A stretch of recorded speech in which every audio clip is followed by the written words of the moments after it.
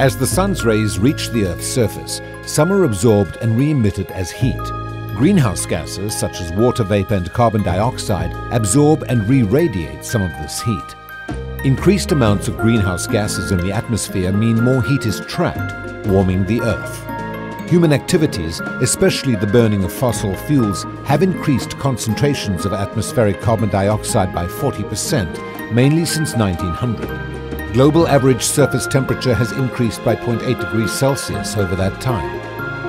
Other changes to the climate in recent decades can be seen in the warming of the oceans, a rise in sea level, decreasing snow and ice cover in the northern hemisphere, and a decline in sea ice in the Arctic.